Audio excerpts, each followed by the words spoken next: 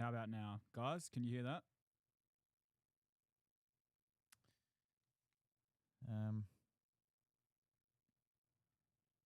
There we go. Got noise. We're on? Got noise. All right, cool. There we go. Oh, do we start again? Might as well. What episode are we on? We are episode 112. Sorry, I just got an email. We're episode 112. Let us know how that volume is, guys. If you need us to turn it up, turn it down. Turn it around town. But for the people and the context, Clint is away today. Yes. He did say that before, but obviously he didn't hear. Sorry. All right. Welcome back, episode 112, Lawnhub Live After Lunch. I am joined here today with Dylan Barty Ward. Hi, boys and girls. Yes. And they, thems. Seasons. Clint's busy today, so he's not here. So he's stuck with us. So sorry about the sound problems, but we're here now as Dylan comes over and he's touching things. Should we get started on the Insta questions? Let's do it. Let's bang them out. Do we have any? I actually haven't looked. So, are you going to have Instagram up as well? I'm so out of focus. I'm just not going to cut to me today. Okay. My hair's doing its thing. Let's just get these questions. All right. And you got the Instagram comments up, like on your computer? Yes, I do. Yeah, cool. All right. So we only have one from an eighth. Yes. Roots on wet grass. Yep. Fine. No problem. Yep.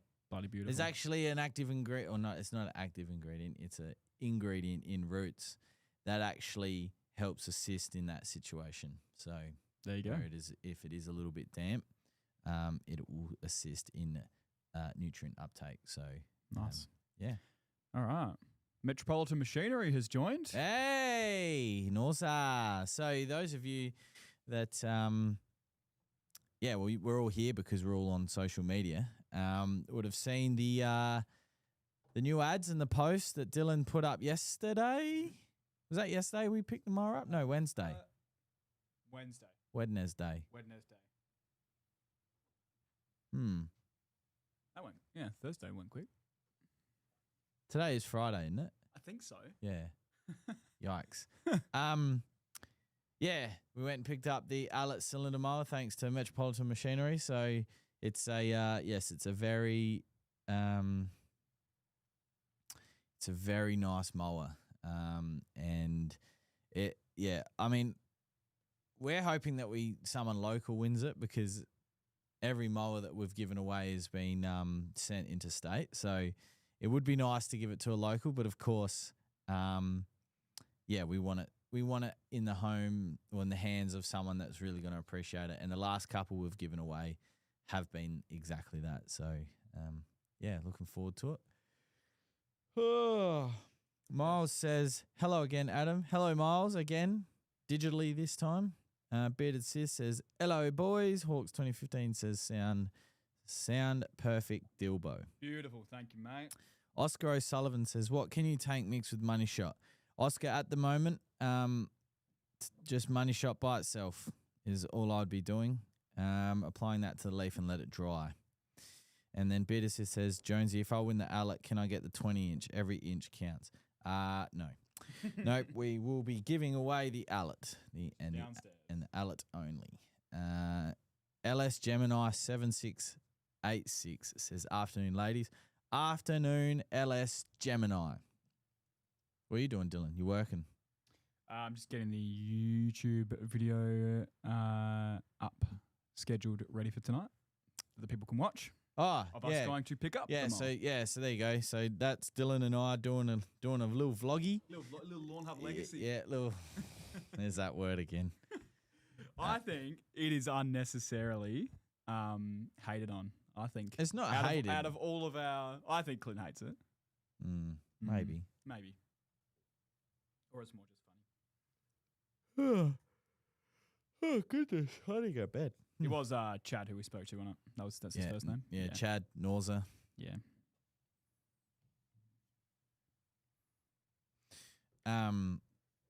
Yes. So if the people want this mower, there still is time.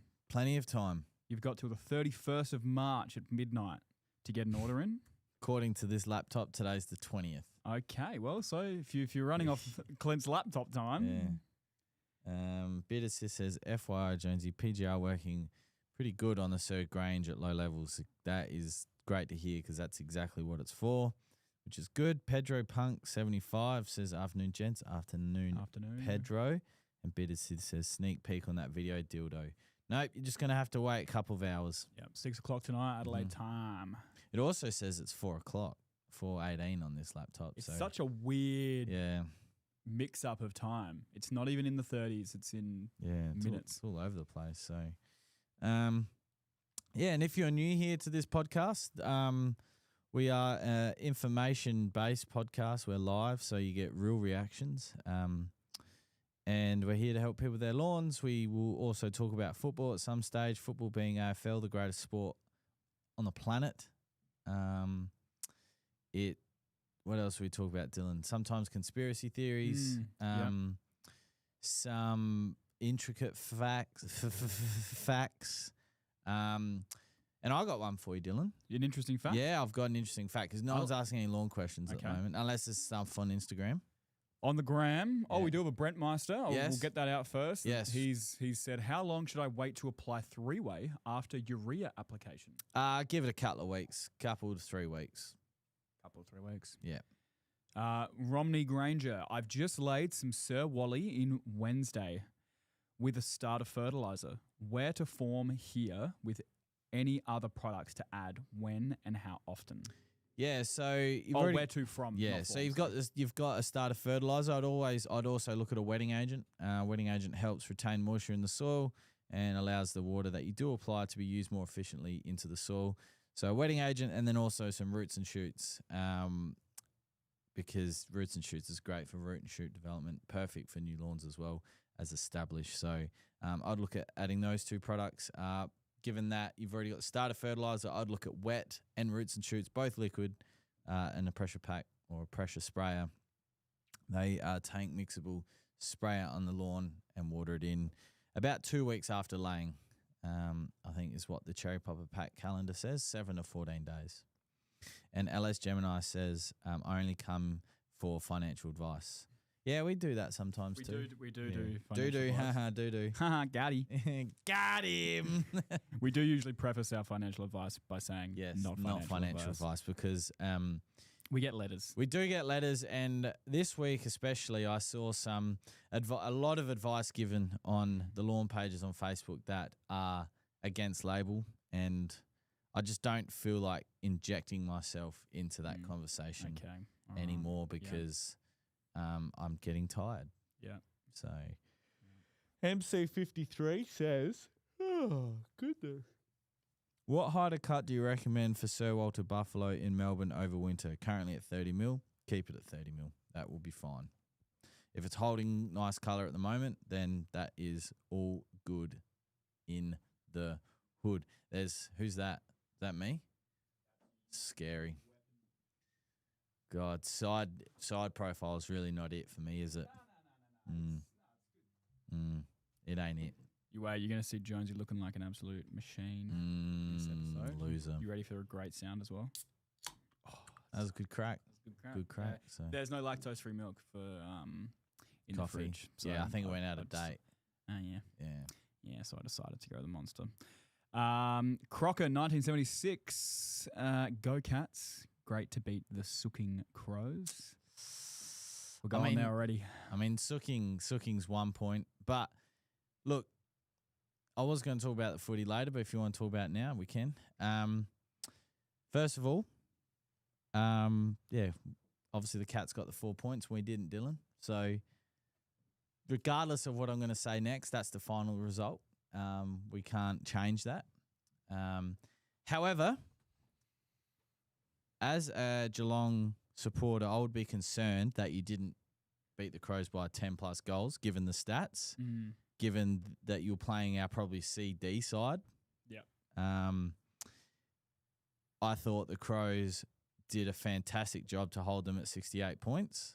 And Geelong's lock-in defence, just we couldn't pierce it. However, when we did, we scored more times than not. And that decision, regardless of the team that you support, was fucking horrendous. Yeah. Absolutely horrendous, regardless of what team you support. Now, I understand that in the heat of the moment, decisions can be made. But when there are 3 officiating umpires in the space of 15 metres of that incident, 20 metres, and they all got it wrong, that's horrendous. And if we made mistakes like that in our everyday jobs, Dylan, we would be disciplined. Yep. Spank on the bottom. And I'm getting pretty tired of these apologies from the AFL. We've gotten so many, and it doesn't even mean anything. No, it means you don't get anything from it. Means absolutely nothing. No. And you know it's bad. And I watched it on Channel 7 last night because Channel 7, for some reason, 7HD looks better than the Foxtel on my TV. Yeah, so right. I'll always try and watch the footy on Channel 7. Yeah, okay. Like connected through the cable, or it's like 7 through 7 now? No, just have Like to TV, just regular old school TV. old yeah. school telly, yeah. Through the plug in the wall. Yeah. Whereas Foxtel stream from my phone. Like through Foxtel or KO? Nah, through Foxtel. When you have Kane Corns calling out that call as horrendous, and Luke Hodge, who, for starters, if you don't know who Kane Corns is, hates the Crows, would like to see them burn, right? When he's calling it out, you know it's a bad decision. Yeah. Brian Taylor also called it out. Luke Hodge called it out. So we're talking 3 big personalities, 2 of which are, well, one of them is from the VFL, Brian Taylor, and the other, Luke Hodge, a Hawks legend. When they're going on about it, you know it's a bad decision. Yeah. And to me, it took the sting out of the game. And the ARC had the and the AFL came out this morning and said the ARC didn't have enough time to respond. Bullshit. They would have more access to footage than what Channel 7 did. And straight away, the commentator said, "Oh, that's..." Yeah, straight away. Straight away. Pretty well. Yeah, and no one has a crystal ball, and no one knows whether that was a deciding factor or not. And I'm not saying that the Crows would have won should we got that kick. We were on. We did have the momentum at that point. But you never know. No one will ever know, and there's no point, sooking or thinking about the what ifs in that situation. But and I keep seeing a lot of comments on Facebook and Instagram about the Crows' throw, Ben Keys' throw against Collingwood in round 21 last year, right? But and that's a highlighted incident because it was so bad, right? Yes, it was bad. It was a throw. However, Dylan, what everyone seems to forget, and I'm a weirdo, right? And I love analysing things. Dan Curtin he was in the half, on the half back. He shanked a ball so bad, that it went right angle to the Crows player, and then the other side of the ground open. So all the umpires and officiating umpires were on the left-hand side, on the western stand of the play, right? So by the time it got to Keys and Keys threw it, all the umpires were on that side. They were behind him because of the bad kick, and everyone was out of position, including players, being both Crows and Collingwood, and the umpires. So the umpire, impossible to be able to have seen that Keys throw. Yeah. All the incidences that the Crows have received apologies for have been in front of umpires, and that's why they've said sorry. Yeah. So, horrendous. I think the Crows, again, started too slow. And I'm not a coach. I love the Crows, but sometimes we let our opponents kick in too easy. We allow them to get 2 or 3 kicks down the line, like into the pocket, onto the flank, onto the wing, and then they're gone. I think that's really frustrating, Dylan. It is frustrating. As a supporter. Yeah. But look, I think Geelong should have won by 10 plus, to be honest, 10 goals plus. So the fact that the Crows kept it to that with the team that we had. I thought it was a fantastic effort. I thought Alex Neil Bullen, the standing captain last night, summed it up well on Channel 7 or on the pre-game.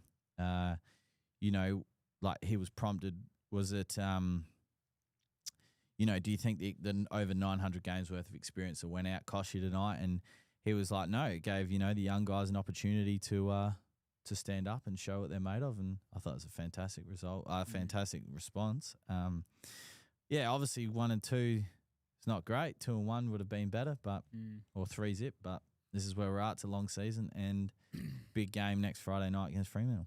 What do you feel about the stoppages of play consistently happening? So I think it was out on the full kicking, and one particular moment where I can't remember which player it was, but one of the Crows players wasn't allowed to take the kick from the out of bounds and had to get the other player to come through. Yeah, Worrell had to come back. That's the rule. Yeah, that's the rule. He was closest to the contest at the time. That's the rule. Well, one of the commentators said that they're trying to speed up the game. Yeah, and that this is just doing the complete opposite. Yeah, of that. But then there's a catch-22 to that though, because then all of a sudden you have someone by the likes of Rankin next to the ruckman in the pocket, right? But the ruckman was closest to the ball, and now all of a sudden, if they want to speed up play, but Rankin's like, I'll just grab it because I'm closer, because I've, even though the ruckman was here, out of bounds was here, but then he's gone off because he thinks it's a throw in, but Rankin goes and gets the ball.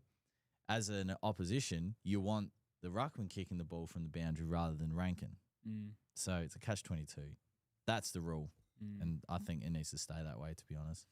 Yeah, okay. All right. So it's also awareness as well.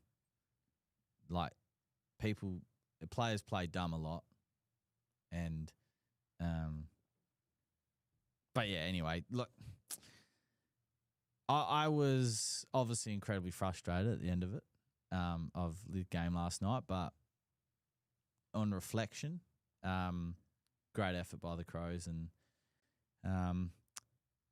it'd be good to see the likes of Dawson and Tex out there next Friday. Because it's a lot of games that go out there, and I mean, obviously the game against the Bulldogs, being there last Friday night was intense. It was so good, but didn't get the biscuits there either. But yeah, is what it is. Still time. Let's take a little breather. We've got some questions coming through. Yep. I've got Stuart Gregory saying SWB Hawk 2mm. Jesus. How? That's so cool. With a little cheeky smile. Yeah, that's so low. That's heaps good. Brent Meister saying too good last night. And then we got the Miru Butcher saying lawn novice here. Mm-hmm. I know it gets given out most weeks, but I have a lengthy scenario to run past Jonesy. Please, what is his email address? adam@lawnhub.com.au. That name again is adam@lawnhub.com.au. I'm going to put it in the Instagram chat. And to the person that rang me today and said that you got my number off the internet, completely false. Yeah, this guy rang me, this HR guy. He's like, we do HR for companies. He's like, I got your name off the internet. No, you didn't. He goes, yeah, I did. And I'm like, no, you didn't. Where'd you get my number from? He goes, I've just been ringing around and, I got it given to me. I'm like, no, you didn't. Delete my number. Never call me again. Wasn't happy. How do you think that someone had given it to him, or? Oh, I must have. Yeah. Must have. So, anyway. We got Chris saying, damn, wrong hub. Yep, sorry, mate, but we're not banned. This is the right hub. This is the right This hub. is the only hub in Australia that's worth fucking visiting at the moment. So 100%. Brent said liked Mally's game. Yes, he took some really good contested marks, and that's what he was, I suppose, brought to the Crows for. Look, I would have loved to have been a fly on the wall last night when Nixie gave his pre-game speech to the boys. 'Cause as a fan, you are critical, right? You are critical. But like Jared, Angel's brother, and I texted the whole game, right? And there was one player last night that we felt just wasn't there. You know, was probably still on the bus, as Nixie said in his post-game conference. You know, that they were still on the bus. And this certain player we feel was on the bus the whole game, right? He never got off the bus. I would like to think that person got spoken to about some of their efforts. And I know we're undermanned. I get that. But, yeah, anyway. Who do you suspect that was? It's not fair for me to say because I'm not that person. But you're allowed to make an observation. Yeah, but I'm not an AFL. I'm not an AFL footballer. I was not good enough, so I don't know what it's like. I don't know what it takes to get there. So, okay, you know, yeah. Crocker's followed up saying the umps were poor, but not reason. # we cry as one lost. I'm not crying. I acknowledge that we lost, but that decision in particular was horrendous, as well as a few others. There was a drop in the ball from a Geelong player in their defence where we picked the ball up and get tackled holding the ball straight. Like there's so many different moments of the game, and it happens both ways every single week. But that one in particular just took the sting out of the game as a supporter, and that goal ended up being the final margin. So, also people don't know how to add and subtract, right? So they're like people saying, if Geelong didn't kick that goal, then doesn't matter. They still would have lost because they were already ahead by 2 points. And it's like, yeah, but you don't know what happens after that, right? So they're saying, Geelong were up by 8 points after that goal. Even if the Crows did kick a goal, they're still behind. And it's like, that's not how it works. That's not how it works. If the Crows kicked the goal, then they would have been ahead by 4 points. It's not how it works. Yeah. It's not how it works. You don't just subtract. Yeah. It's not like those 2 points were going to happen either way, no matter what happened. Anyway. But Roll 98 says, hi all, have recently applied wet and roots and shoots via sprayer.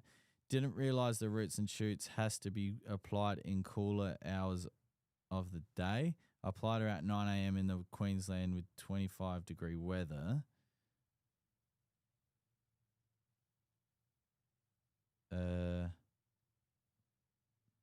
Roll 98, you able to...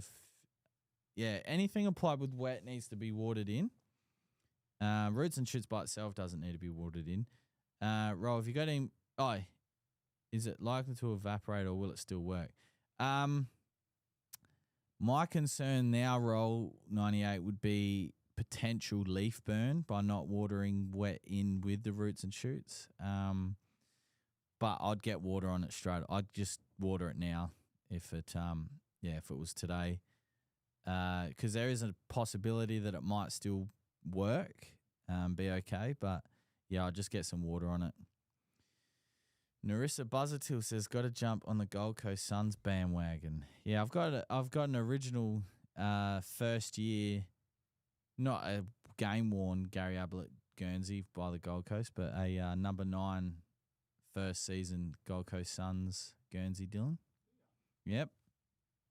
I wore it at Oakbank when they had their first win against Port at Amy Stadium. Oh, you would have loved that. Oh, so good. The whole place erupted when the siren went. We were listening to it over the radio. Miles says, it wasn't me, Adam. You will not give your number to me. Yeah, that's right. NRL says, Dave. No, AFL. Dave. And Skazwick says, hello, lads. Hello. Hello. Roll. I did water it in. Okay.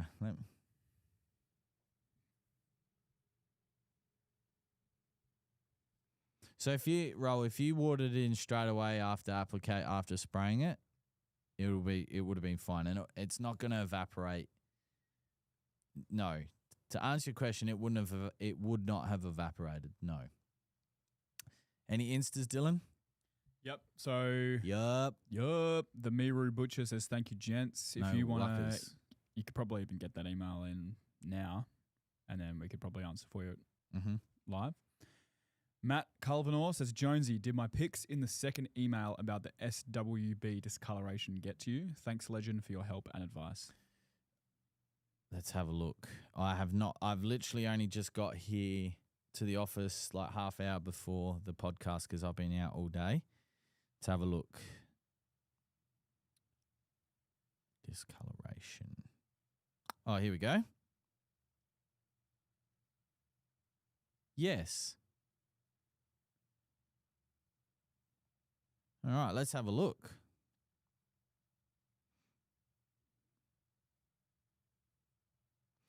Yeah, I get this exact same thing happen in my Kaiku, and I've got it at the moment exactly the same.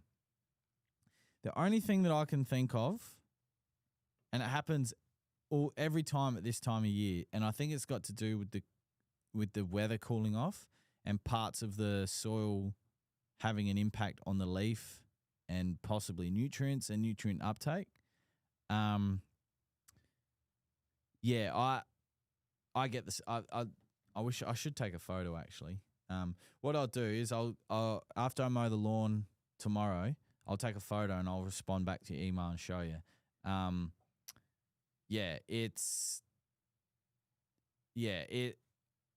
It could be multiple different things, but I think it's the change of the weather causing that, along with how the plant absorbs the nutrients as well. Doug Kemp says, Rochelle good despite late lead-up mark drop. Yeah, that was horrendous. Probably couldn't see, though, due to his shiner that he had over his left eye. But, yeah, look, even if he did mark that and kicked it forward and we kicked a goal, we would have had probably, and it's not impossible, but 10 or 15 seconds to then kick another goal. We had to kick like 3 goals in 2 minutes or whatever. It would have been nice for him to have marked that, kicked it forward, and at least give ourselves an opportunity. Ourselves, like I'm part of them. Give themselves an opportunity. But look, and I said this during the week about the Bulldogs game. You can't expect to win too many games of footy by just playing a quarter and a bit. That's just the facts of it. Yeah.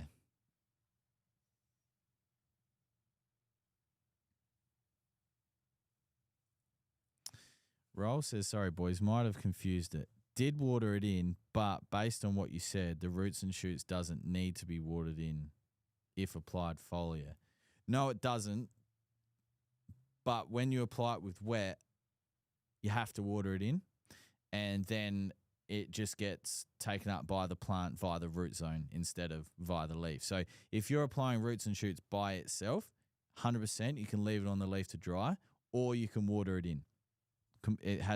You can do it both. Does that make sense? Any instas, Dylan? Stuart Gregory says, Jones's new catchphrase, not how it works. And he said that 3 times. Did I? No, he said it 3 times. Not how it works? Yeah, that's your new catchphrase. I imagine you said that before. Must have. Not how it works. Matt Culvanor following up saying, thanks, mate. Much appreciated. Was a bit worried it was the Spartan, but happy it's likely. Yeah, I mean, I don't think so. If it was the Spartan, it would probably be the whole lawn rather than just separate specific areas. And I haven't applied any barricade or Spartan out the back yet either.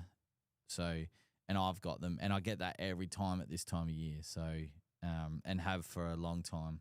I've actually got a clear defined cut now where the shade's impacting the house because the sun's in different position. So, yeah. Do you want to hear my my interesting thing? Your interesting thing? Yeah, so Jones's yes. Interesting thing. Yes. Oh, you might have heard about the Singapore Airlines A380 that flew over my house. No. No. Okay. So yesterday morning, I was getting ready for work at 6:15. And we heard this plane, and we're not on the plane. Like, planes don't normally fly over our house. And like it was like it was low, like we were at, in Highbury or something when the planes are coming down, or close to the city. And I was like, what is that? And I got the flight tracker app and I whipped it up, And I was like, oh, that's a Singapore airline A380. Oh, it's diverted from Singapore, wherever it was coming from. It diverted going to Sydney to Adelaide. And I was like, oh, wonder why. Did some research, and an ambulance had been dispatched to the terminal, to the international terminal of Adelaide Airport. It was either a passenger or the crew had chest pains. So, yeah, bit of a delight for plane spotters in Adelaide. Right.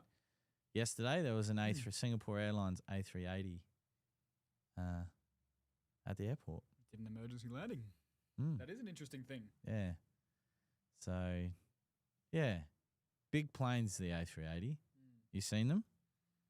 Are they the double decker? Yeah, double decker. The big dogs. While you're looking at photos, I think it's got like a 77-meter wingspan, I think. That is a big boy. Doug Kemp says, how long after escort roots drench can you do roots foliar? Give it about 4 weeks, Doug. Blocker 8 says, what should you do if you get a bit of fertilizer burn? Water, water, water. Or as Donald would say, drill, baby, drill. Jesse Lee says, no, it's bloody not. Ha ha ha. What did I say? No, it's bloody. Sorry, Jesse. I don't know what I've said now. No, it's bloody not. Ha ha ha. Sorry, Jesse. I've obviously, my memory at the moment's obviously garbage, and it's getting away from me because I'm not sure what you're responding to. But yeah, that was interesting, I thought, Dylan. Especially as someone who, I don't know why, but for some reason likes planes. It's okay. Yeah. We'll go our things. Did you get the wingspan? Is it 77 meters? Oh, I didn't. I thought you'd just know that, mate. You are the plane guy.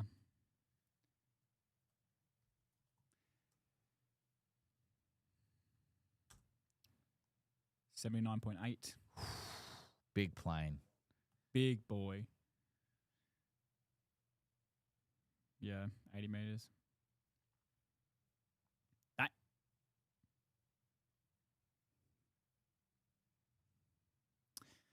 Jordan Winks has a question. Yes. Is there any tips or products to reduce dog urine burn marks on the ground? I've heard using filtered water helps. Sometimes filtered water works. Clint would tell you to remove the dog. Yes, he would. From the home. But look, we've had good success, both Clint and I and many others, with tank mixing some roots and shoots into a watering can or a bucket of water and just pouring over those areas. And that helps promote new recovery. However, it doesn't obviously stop the future wee burns from appearing. So I've spoken about it on the podcast before, but when I switched my dog's diet from a raw diet to Wolfit box after about 2 or so months,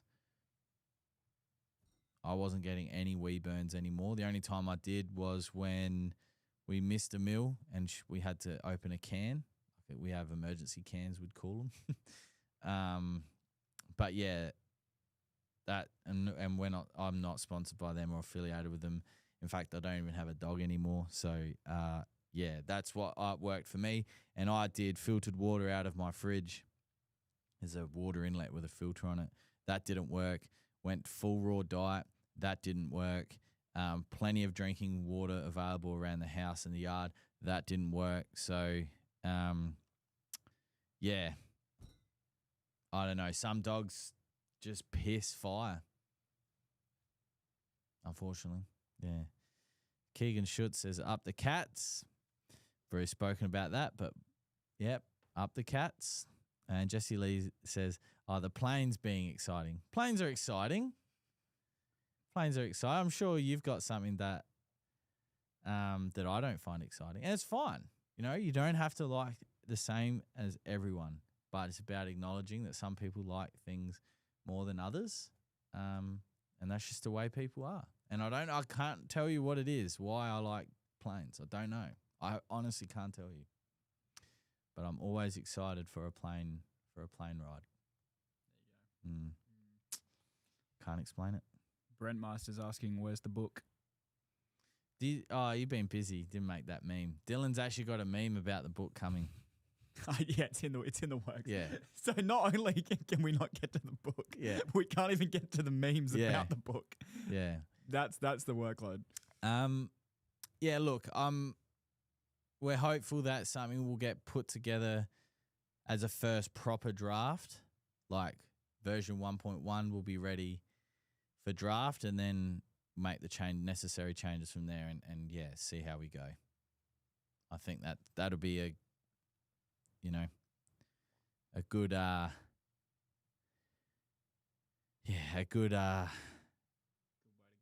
good way to go about it. Yeah. Plant Pete, where is Clint today? Clint is almost in the air.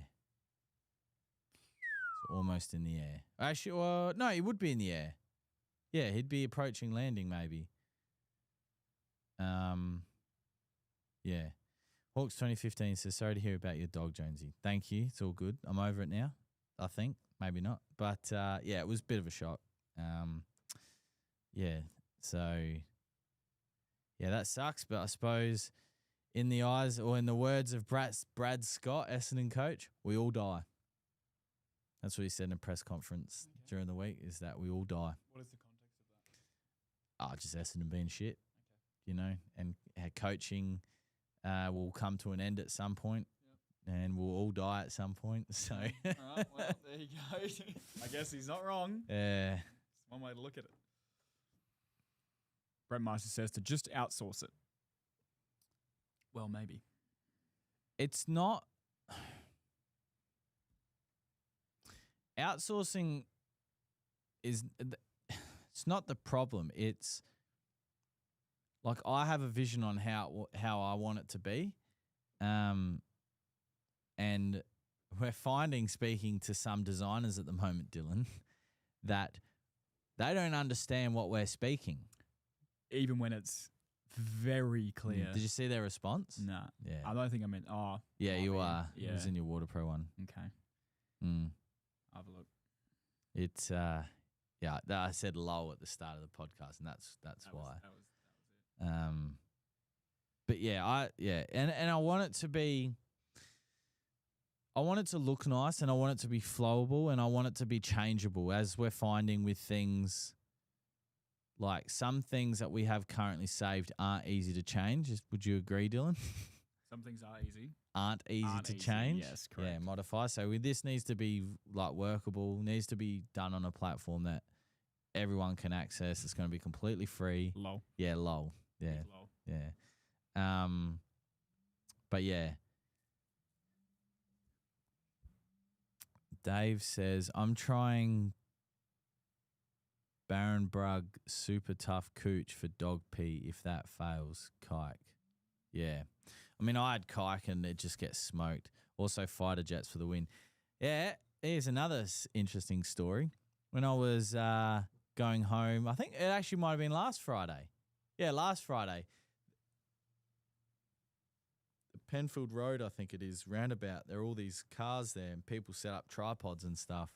Oh, yeah. And, the jets actually came in. The fighter jets came in. They were photographing them. So, Jesse Lee says, what is some of the science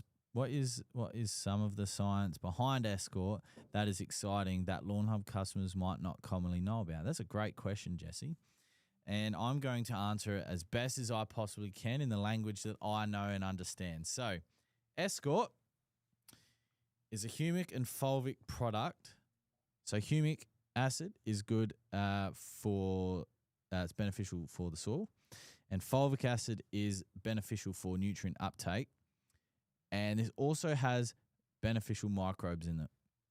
So these microbes are those that are natively already found in soil. So these are not, I suppose, synthetically engineered microbes that compete with native microbes. These are native microbes in here.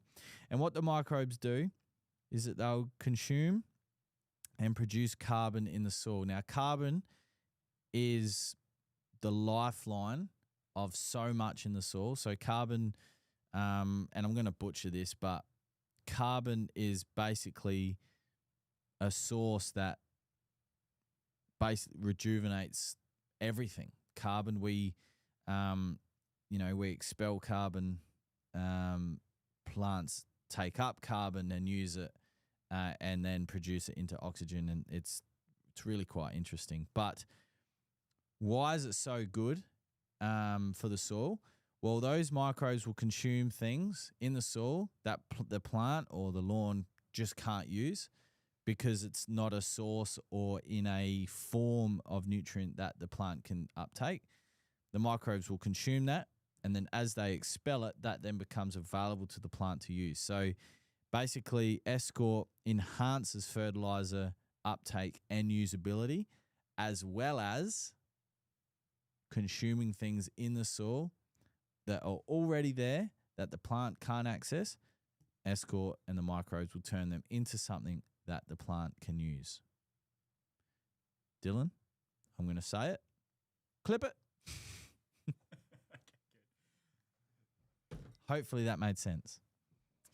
I might have to fact check me on the carbon bit a little bit because I know what carbon does. I just can't explain it properly. And that I've had that issue my whole life. I know what things do and I can't explain them. Like driving manual. I can drive manual, can't teach it for shit. I can't tell someone the difference between letting the clutch out too fast and feathering it and feeling it. Because people were like, what do you mean you can feel the clutch? Well, you can feel the clutch. But how? I don't know how. I just feel it. I know when it's close. Like, you know? Got a couple Grammys. Poor. We got TG Coel. Sorry, bro. What's the platform you're talking about? Oh, that's in response to? Platform for what? You just said, what's the... Oh, here we go. He's followed up. A mate has a Bitzer lawn and wants to, 1, start from fresh, kill lawn, or cut it. What would recommend? It appears to have kikuyu throughout. Always been a nightmare to kill it. I don't understand. I still don't understand the first part. Can you please and the second part, elaborate? What is that in relation to? Like, it could be separate. Like a separate to question. Start again, or a mate has a Bitzer lawn. I'm assuming that's a bit of everything lawn. And wants to start from fresh, kill lawn, or cut it. So wants to know what to do. I'd nuke it and then remove what the would soil. Recommend. Yeah, nuke it and remove the soil and start again. And it appears to have kike. Always been a nightmare to kill it. Yeah. Well, if you want to elaborate on the platform question. Yeah. And I got some comments here as well. What is the best way to keep my lawn green during winter? Oscar. So, Oscar, all the hard work to keep your lawn green during winter starts now. It would actually start a few weeks ago. We want to get some premature into the soil. That's going to help with your plant resilience, help them build up stocks ready for the cooler months, and it's also going to help green the lawn. If you can get 2 applications of that down spaced out together, that's going to give you your best chance to fight the colour curve, as we call it. However, if you experience heavy frosts or extremely low temperatures for a long period of time, your lawn will discolour much quicker than others that you may see on the Facebook or the interwebs. But if you're in a climate like Adelaide here, the kikuyu down the street stayed green all winter last winter. It's going to be about maintaining our liquid application rate application. So 3-way and some Money Shot, those 2 products spaced out between 2 to 4 weeks apart. They're going to help keep colour into the lawn and help provide nutrients to the lawn. Nutrients-wise, 3-way is going to provide more of that than Money Shot, because Money Shot's just going to help with the colour, not so much with all the nutrients. Dave says, Escort. Can Escort be done a few days pre-seed? 100% it can be. That is fine. Gabriel says, hello, I am getting black-filled crickets. How can I get rid of them? Are they in your lawn, Gabriel? Because if they're in your lawn, something like 5 Star is going to target things like crickets, amongst other things. Tim Shep says, what's a good liquid schedule for winter to keep the lawn ticking along after the last Prem application and before the first Trojan? Would be looking at, monthly applications of something like 3-way, and then bi-weekly of that roots and shoots into the soil as a drench to, and even adding in some escort as well. That's going to help with the soil activity, help build those stocks. So come springtime, when the lawns start to wake up, the soil temperatures start to climb a little bit, it's going to have availability to all these nutrients that it didn't before, and it's going to help give the lawn a bit of a kickstart. 3-way, monthly, roots and shoots, escort, and potentially wet monthly as well. And then, if your lawn is still green and you want it to look a little bit more greener, then, you can apply some money shot here and there as well to get some colour. Yeah, Gabriel, yes. So, something like 5 Star, which has bifenthrin in it, is going to get the crickets.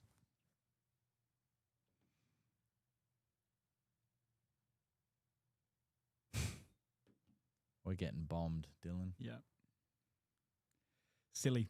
Callum Nissen has come through saying, hey, fellas, is it time to use a pre-emergent herbicide and premature?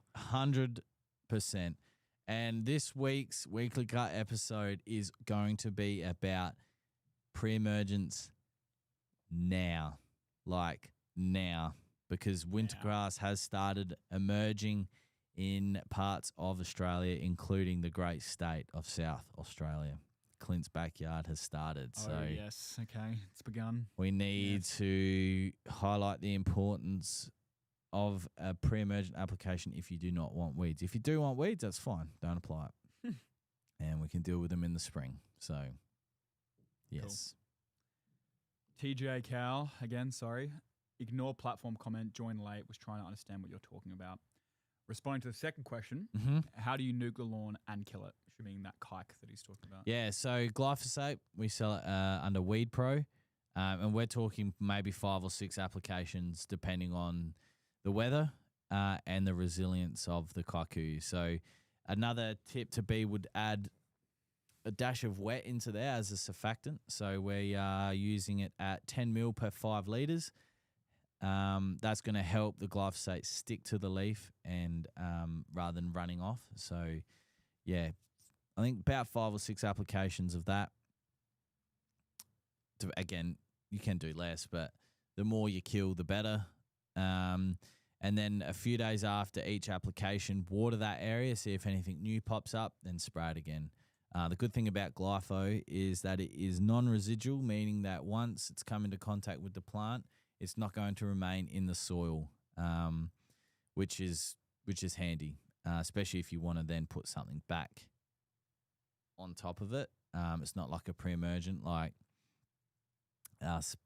Barricade or Spartan or Onset, where it's going to remain in the soil residually for around 6 months in the perfect conditions. I'm losing my voice. It's happening. TJ says, legend, thank you. Oh, the date, no worries. The date updated and the time. Did it? Yeah. Mind of its own. Mm-hmm.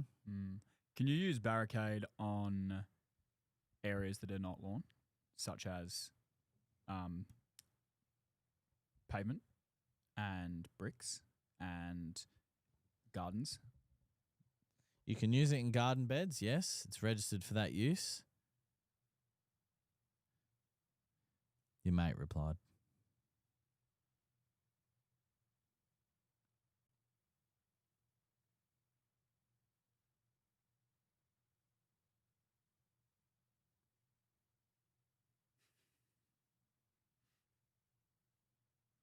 I don't understand. Sorry guys. It's not professional, but it's their proof. Anyway, sorry. You need guidance on that. I just told you what to do. To fit in the two images.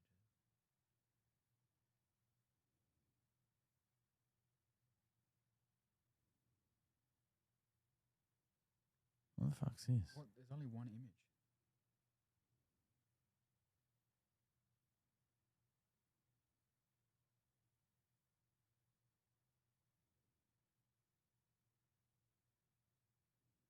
What about shrinking?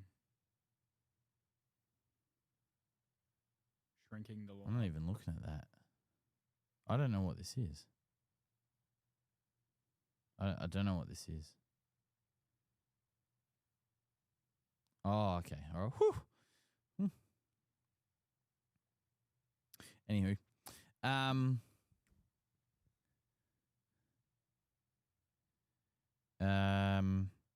the Lachlan 334 says, took me about 3 weeks of painting on glypho every 3 to 4 days to kill a few patches of kike. Yet to see if it still comes back. Anyway, yeah, I mean, if you can localize the area of the application, it will get it. But yeah, like during the video that Dylan will release this afternoon or this evening, I actually missed a few spots of Kaiku where we sprayed the front lawn. So yeah, it's still there. Dylan's deep in thought. Just like I'm gonna do it and then show him that it can be done. Mm. I just don't understand. Yeah. Yeah, I did. Yeah, I did, I think. Yeah, I think I did. But yeah. What else is happening? What else is happening? What else is happening?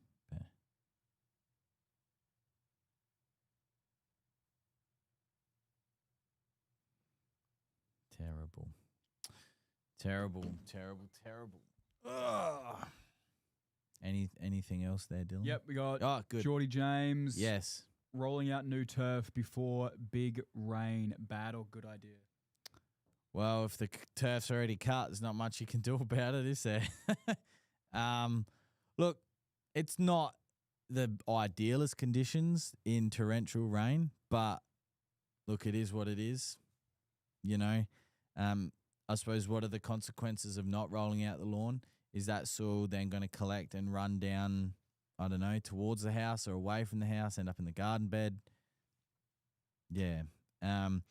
Sorry, back to the barricade question about garden beds. So yes, it's registered to use in the garden. So you can do that. You just need to pull the rocks or the mulch back, apply to the soil, water it in, and then put the gravel or mulch back over the top. That's the label suggestion for using barricade in the garden. Did that help you, Dylan? Mm-hmm. Mm-hmm. Did you ask that question or someone else? Someone else. Ah.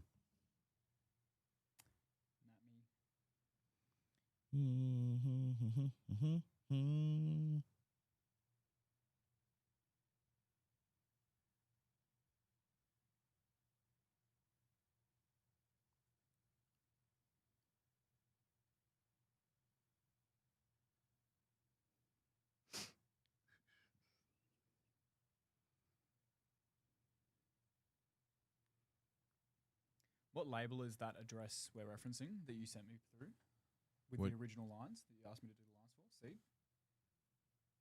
Yeah, that was just a seed one. Yeah, they don't do that one though. No, I know, but so that's updated, that one. Yeah. Because that is a different size.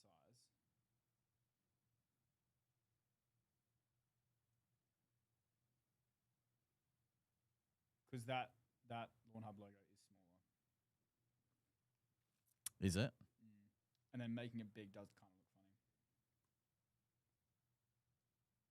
Has Dylan got his seed down yet? It's very large in comparison.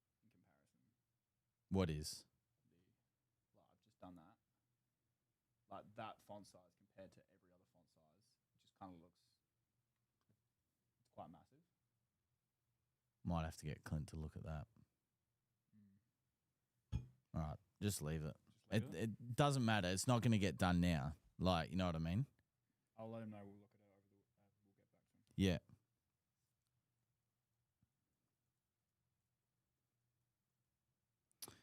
him. Yeah. Has Dylan got his seed down yet? No, not yet, No, Lachlan. mate, close though. Close. Literally just talking to him about it Yes. before the podcast. I am in the final removal stage of all the, the old roots and the old stump that was the 2 stumps that we've dug out, and there's a little bit more of the previous soil and road base, paved sand that we're getting removed, and then I need to get the irrigation installed, but I've already got that quoted up and designed. That's almost ready. Need to find a time that someone can come help me do that and install it and do a YouTube video. You better get your poly pipe now, mate. Yeah, well, I've already been quoted. So yeah. Well, it doesn't matter if it's been quoted. Far out there. There's everyone's getting a bit excited on the poly and the PVC at the moment. So and conduit, apparently conduit's like drugs at the moment, worth its weight. So, but anyway, it's just. And so I need to get the irrigation down, and then the new soil down, and then seed and top dress, ready to rock and roll. So hopefully just after Easter, the weekend after Easter, it'll be looking good. If I can find some time, see if Matt's available to come help install it. Nice. Bit of content. Bit of content. Yeah. Yeah. Blocker 8 says, how long after spraying Impala can you mow? Label doesn't mention it. I'd give it about 4 days, Blocker. That's a nice timeline there. Oh, kicking hiccups. Or like little air pockets, Oh, goodness. Oh, how good is it the footy's back, Dylan? So good. Like, the test matches felt like that they went for a week. Went really quickly, and now footy's back.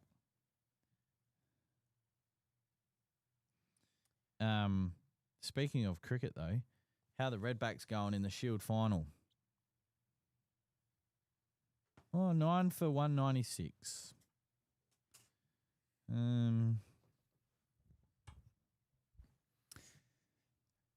Okay, that's probably not ideal, but yeah. Oh, the Miru Butcher has sent you through that email with images.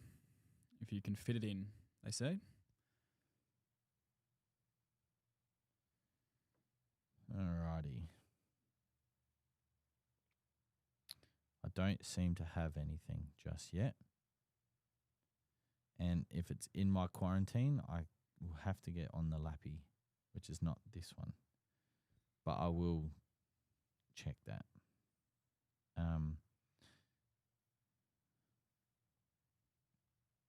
Oh! Message from Australia Post. It's my gather round Guernsey.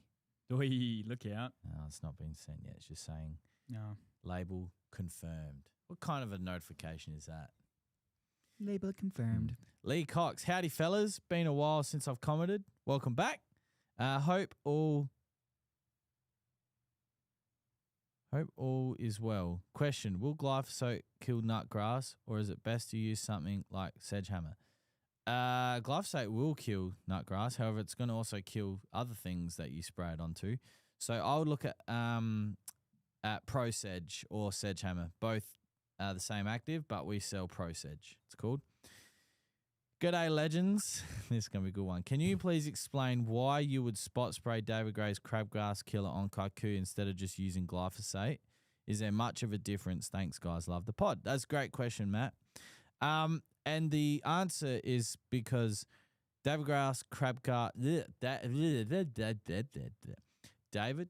crabgrass killer will harm the Kaiku, but will more than likely not kill it if when spot spraying completely. Whereas using glyphosate would more than likely kill in that area completely. So it's just if you can use something else that's going to potentially give the same result, but the harm on your lawn is less, then that's sort of why you would spot spray with David Gray's crabgrass killer. Hope that makes sense. Goodly. Did you hear? It's the lesser of two evils, as Dylan would say. I would. Yeah. I would say that. Did you hear me say that the Miru has sent you through an email? Yeah, I said I haven't got it yet. Oh, okay. Might be in quarantine. But it might be in quarantine. All right. Please hold the Miru. Well, if it's in quarantine, I'll have to release it from my laptop. All right. We'll see how we go. We'll just wait, see if it comes through. We do have a very tight quarantine in this business. Yeah, thanks to our sometimes a little IT manager. Little too light. Too strict. Sorry. Yeah, too strict. But that's okay. Callum Nissen has come back, says, I was just looking at the amateur pack calendar. Mm-hmm. Do I mix barricade and wet together? Also, yes. Should I drop my watering doing an hour 2x a week? To answer the first, yes. Barricade and wet are completely tank mixable and should be tank mixed. Regarding the watering, if you're finding that an extra cycle is not required because of the weather or your soil's still damp from the previous cycle, yes, reduce it to 2. That is fine. Cool. Geordie James, should you fertilise or use any products on fresh laid turf? Yes, the cherry popper pack, perfect for new lawns. It's got all the goodies that a new lawn requires to establish fast. Those ads have been doing well. Yes, there was actually a very good thread on there's a very good thread on the Lawn Tips Facebook page where I think his name was James, purchased a Got Laid, Scott's product, and a Nothing product, and he did a little, what'd you call it, little tray test. Oh, so the one on the left had like same seed, same soil, but used Got Laid. And then the one in the middle had same seed, same soil, but used the Scott's product. And then the third tray was like same soil, same seed, but no starter fertilizer, and watered them all the same. And yeah, he said that his findings was that the Got Laid was better out of the 3 options in that situation. Root density and canopy density was what he noticed. So nice. Perfect for new lawns. Cool. Cherry popper pack. Get in the air. Matt King says, thank you. That makes sense. Thank you. No worries, Matt. Doug Kemp says, is there a sale starting in April? Yes, there is, Dougie. Now, if you want to be on the pre-list or the pre-sale, you must be subscribed via text and email to get early access to the Easter sale, which pre-sale goes live Thursday next week. Is that right? Yes, but you can obviously sign up at any time. Yes. If you sign up to the text, you'll be getting a text at 10 a.m. Yep. Adelaide time.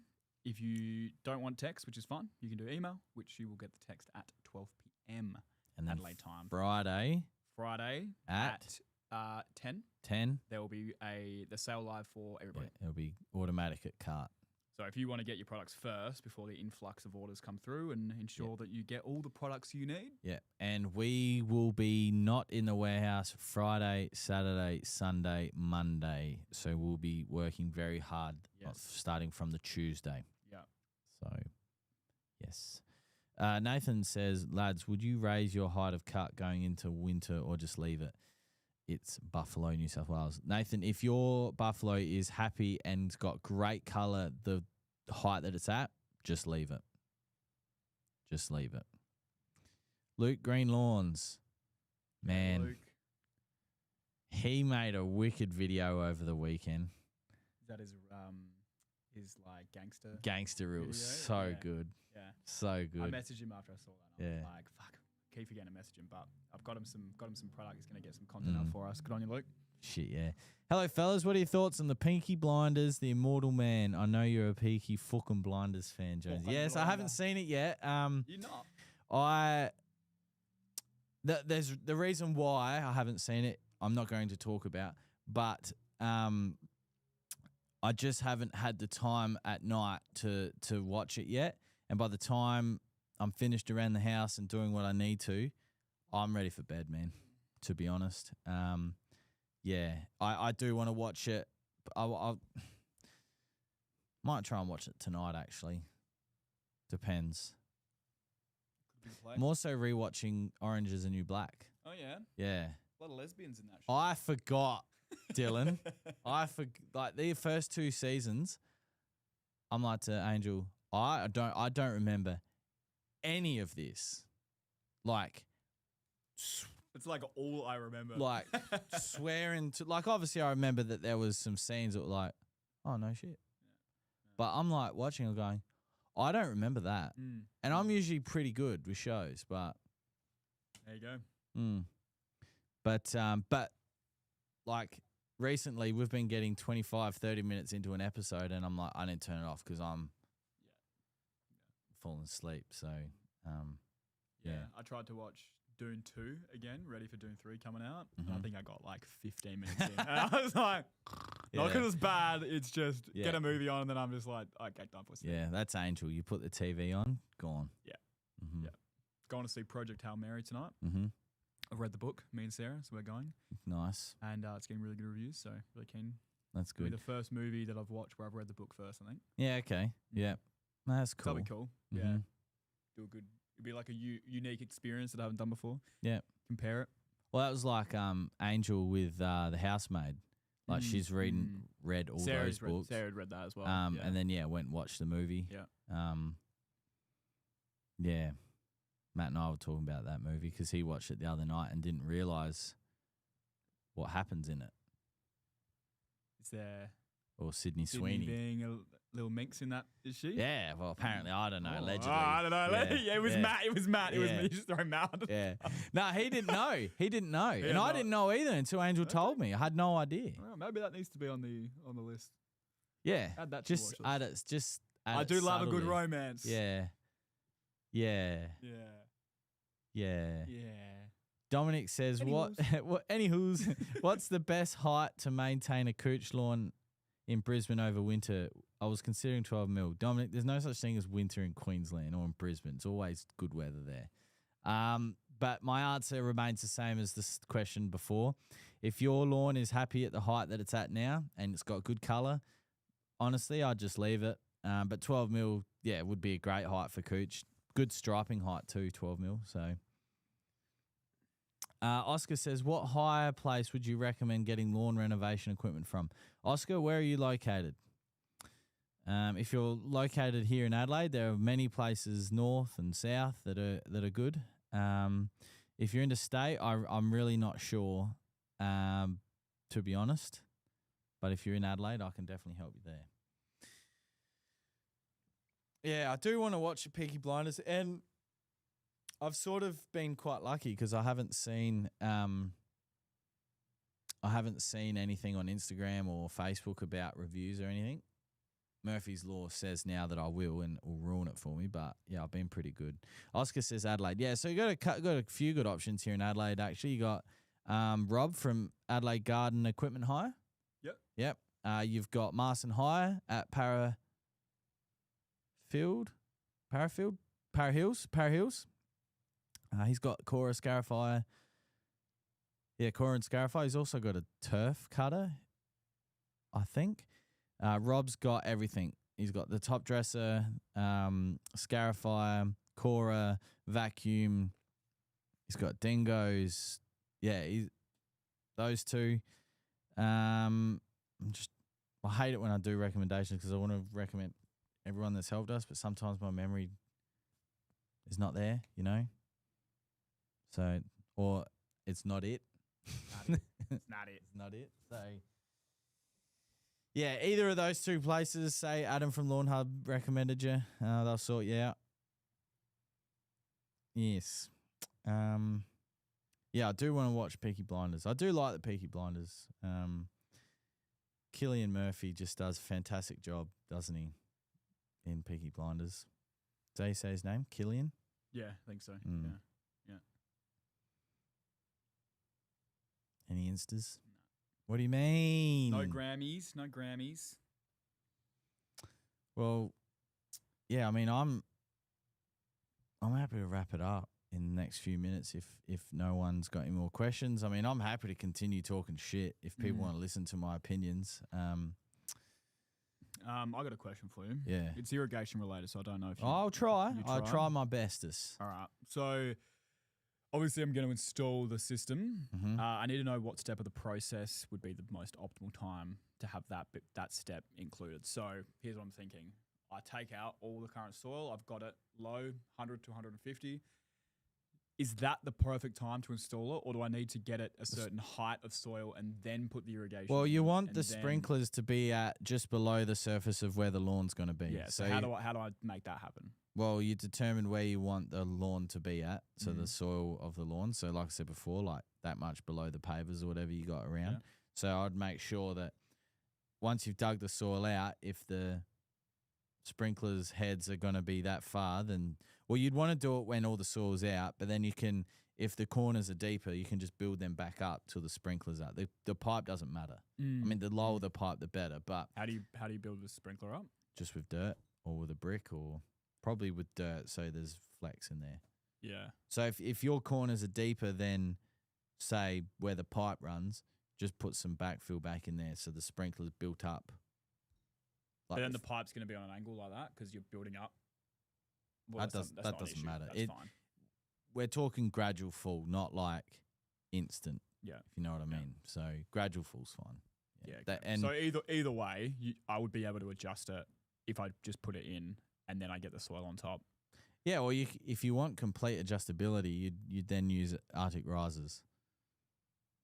Is that an attachment that goes on top of a sprinkler? It's basically a movable arm. So you offset it from the corner and the arm adjusts it into the corner, and like you can pivot it that way, up, down. Mm.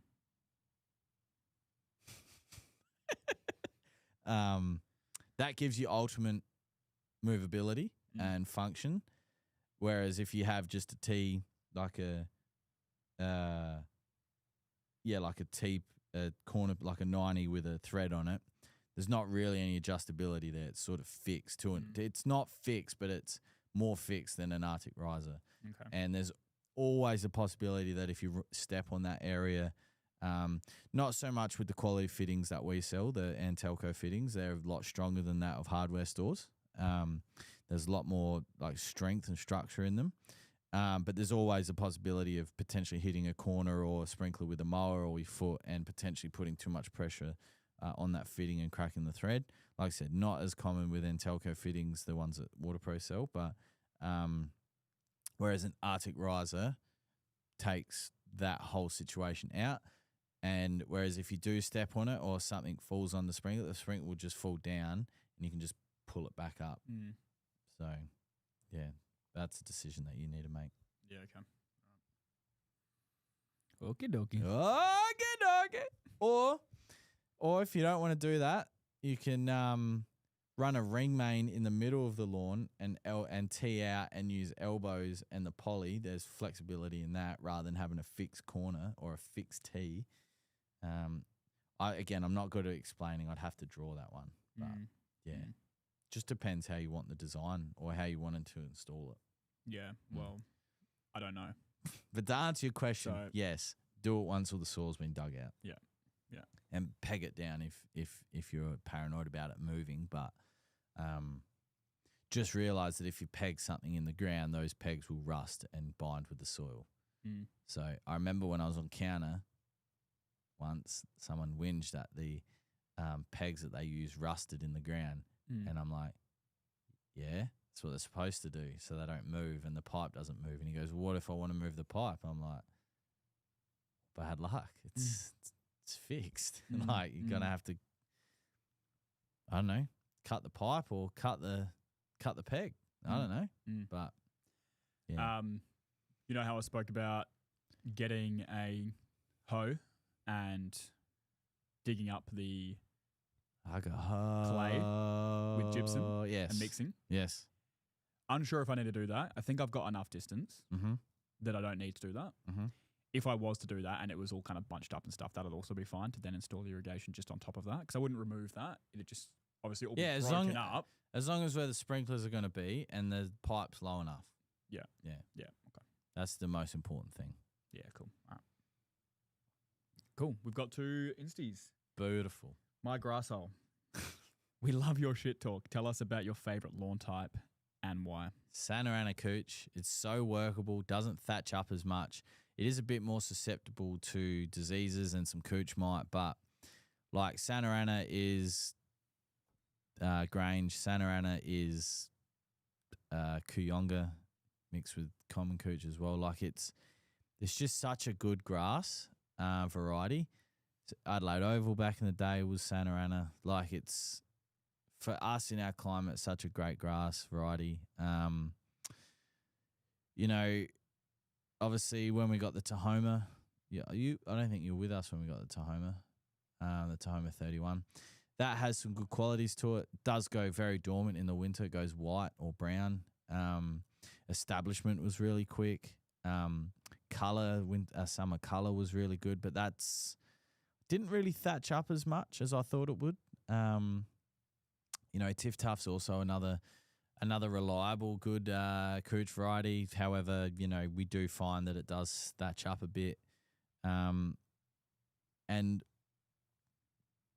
mainly because the way that it's bred, you know, it has increased chlorophyll production, and that's what lawn needs to grow. And if you have more of that, then you have more leaf and more rhizomes and more stolons. So, yeah, Santa Ana is my favorite. My favorite grass variety. Cool. By a long shot. Easy to work with. Doesn't grow excessively. Has a bit of a sook when it gets a bit dry, but next bit of water comes back. So, cool. Yeah. The cricket pitches at Adelaide Oval at -1 at Santa Ana. One of them's Legend Cooch. My grass hole said, if I sent you a photo, could you tell me if I have common cooch or Santa Ana? Oh, I could try. I could try my very hardest. I could really try. You can send it. I'll try my hardest. Said thank you. I'm a big fan too. But it wouldn't be financial advice.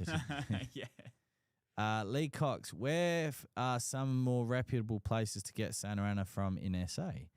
Well, Lee, I got my Santa Ana just down the road. There's a Santa Ana turf farm just down the road here in Direct. I'm pretty sure it's still open. I'll get you the name for it.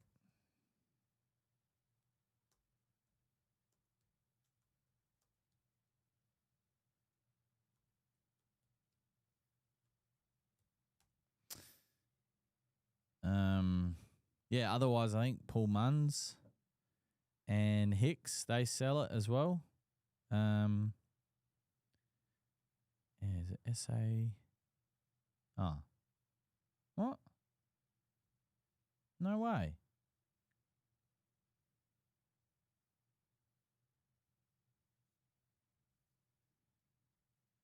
Oh? What? It says permanently closed. Oh. It was called SA Turf. No. No. Surely not. No.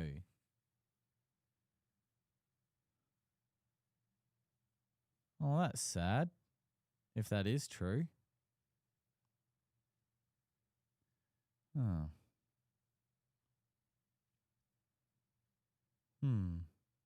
That's sad. Yeah, Lee, I'm not sure if that place is open anymore. It's called SA Turf, is where I got mine from, which is located, well, it was, where is it?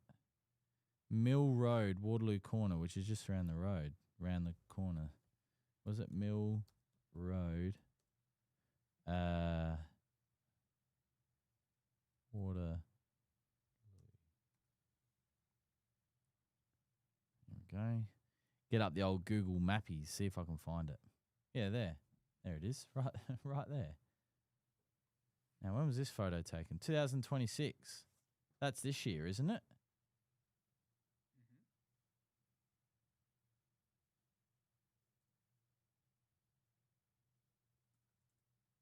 Yeah. I mean, it looks like there's still a turf farm there. Can I do what's here? All right, when was this photo taken? June 2024. Oh, goodness. Does not look good at all. Yeah, I don't know if it's still there, Dylan. I'd say if you're struggling to find it or it's staying permanently closed, I'd say it's probably Permanently closed? It's probably permanently closed. You reckon? Yeah, I'd have that's Is that how it works? usually yeah. I reckon. All right, let's. Can I zoom in? Oh no, they blur out signs, don't they? Because that looks like it's it. Let's see more dates. All right, there's a photo here from July. Is that a crop or is that lawn? That's a crop. Okay. Yeah, look, it's not looking good. That sucks. Oh, hang on. What's this? Hang on. Oh, is that looks turfy. All right, let's have a look here. Oh, there it is. Okay, that photo was taken March 2024. That looks legitness. It might still be there. Oh no, I got to go home straight after work. Damn, I was going to go drive past it. Oh, I might have time. Yeah, look, the sign's there. SA Turf. Joe. I'm gonna drive past it. And I'm gonna go home. On the way home, I'm gonna drive past it. Okie dokie. Lee, I'm gonna drive past it. Sorry. Next question. Next question is from Matt C2479. Hi. Hi. Hi. Can vine moth caterpillars eat the roots of lawn? I have no idea. ChatGPT. Nah. Google. Or Brave. Gemini. Brave or whatever this is. What was it? Vine moth? Vine moth. Caterpillar. Sounds like a Pokemon. I'm up to the I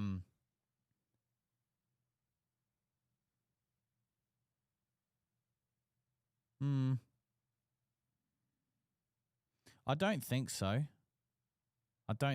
They might eat leaves, but I'm not sure about.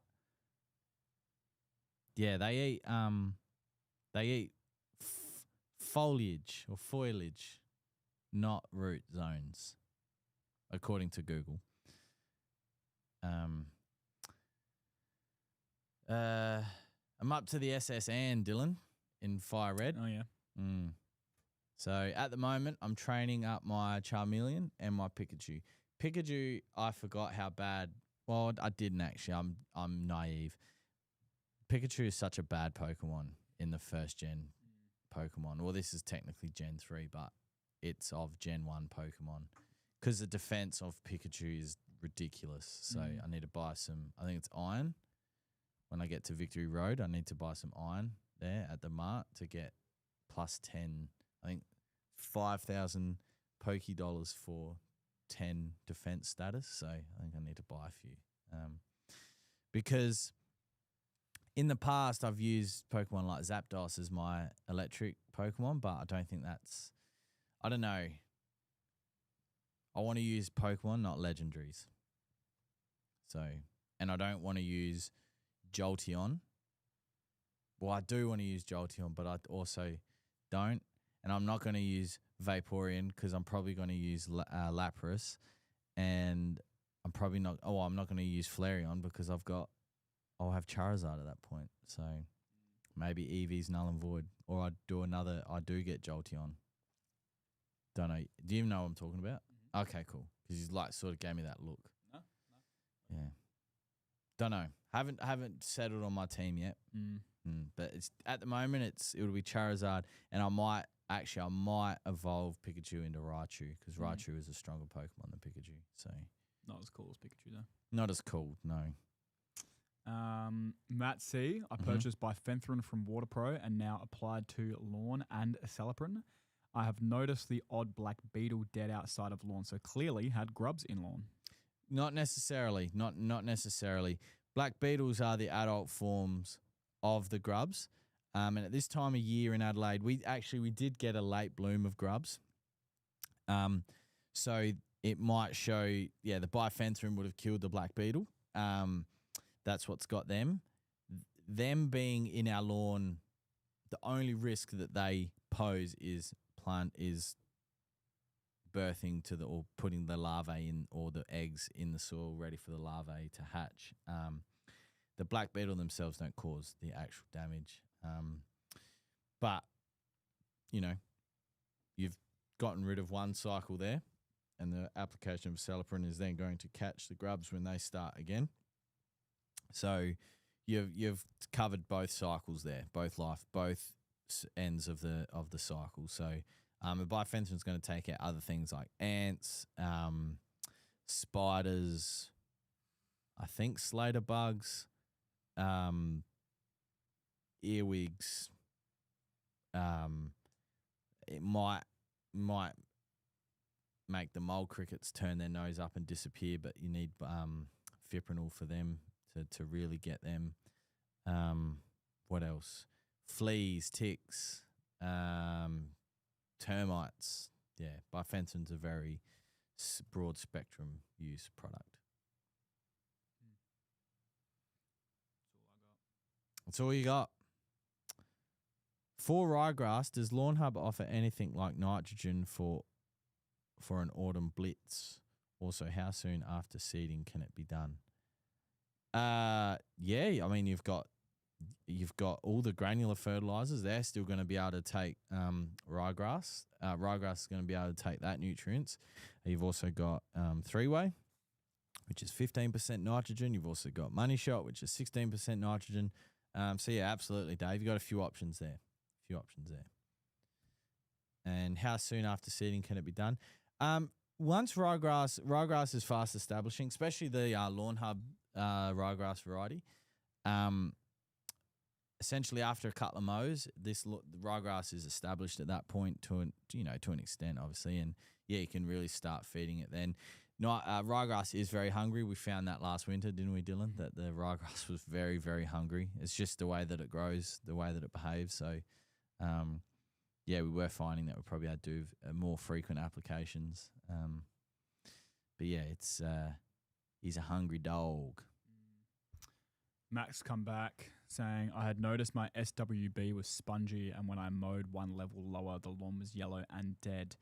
The lawn has come back and green again. Yes, so the lawn in that state isn't actually dead. What's happened is the stolons have actually come up. So stolons is that white, brown, almost hay-like appearance. And what happens is over time, those will die, the lawn will rise, and that's what causes that sponginess, especially in buffalo. So yeah, a good, lower cut, a nice little gentle dethatch to remove that material helps bring it back down, and it also helps remove a bit of the sponginess. But yeah, what you're seeing now is the new regrowth from those stolons. Would have it been from grubs? No, that all happens beneath the surface. Brentmeister 17 had some disease in lawn, applied 2 apps of Tombstone. Should I apply a disease preventative for winter? If yes, what? Tombstone has both curative and preventative measures or controls in it. So, yeah, if you've applied Tombstone recently, then that is going to be your preventative. Cool.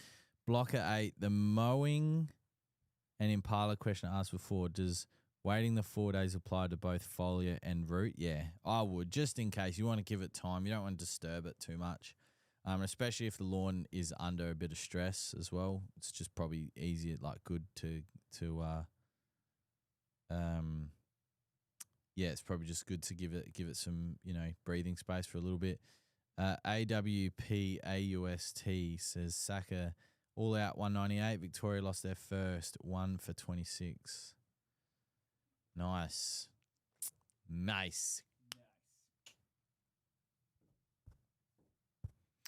Yes. So yes, I'm up to the SSN and killing it at the moment, Dylan. Doing it really well. So I'm about to take on my rival and then take on Team Rocket. And then once you beat Team Rocket, you get the HM cut. Very useful. Yes, well, it's how you get to the next gym and to the next part of the map. So need that bad boy. Yes. Matt says, awesome. Thanks for the info. The low mow must have helped it. Yes, absolutely. It just helps open it up a bit, remove a bit of that material. So, And Brent says, won't build resistance.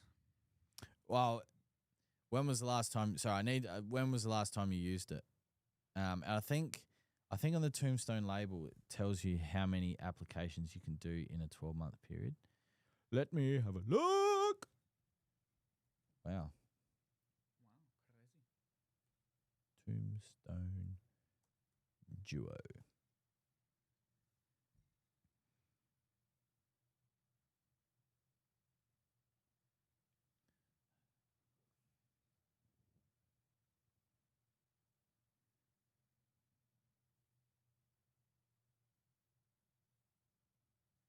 Do not apply more than 2 consecutive sprays of Tombstone Duo unless mixed with a fungicide from group 14, 28, M2, M3, M4, or M5.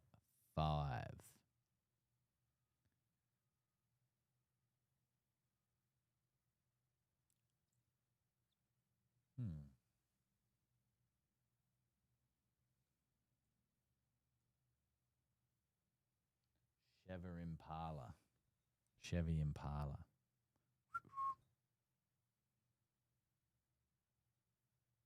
3 and 11. Oh, they're the same group. Tombstone and Impala. There you go.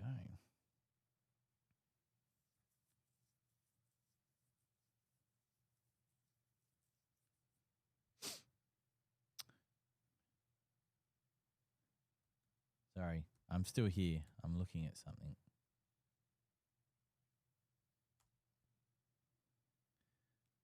Went to Label Avenue yesterday, Dylan,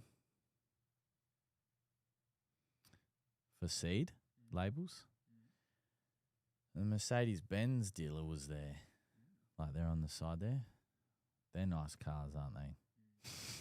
Expensive though. You want one, Jim? Not sure. No, I can't afford a Mercedes-Benz.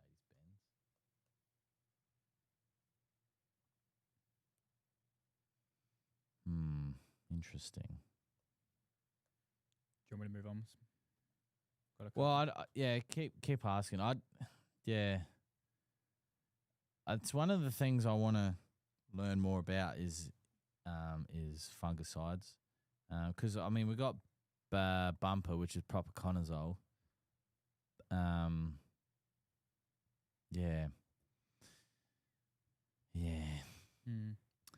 Brent Meister said the last app was 2 weeks ago. Yeah, that's fine. You'll be fine. Yep.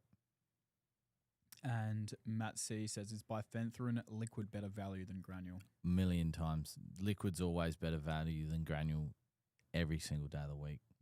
Like liquid acelepryn, liquid bifenthrin, liquid fipronil, liquid fertilizer, liquid wetting agent, liquid Panadol's probably cheaper than, I don't know, is there liquid adult Panadol, you know, for people that can't swallow. Yeah.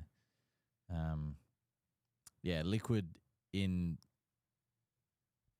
more cases than not is going to be cheaper. Or better value, sorry, not cheaper. That's the wrong word. Better value. Yeah.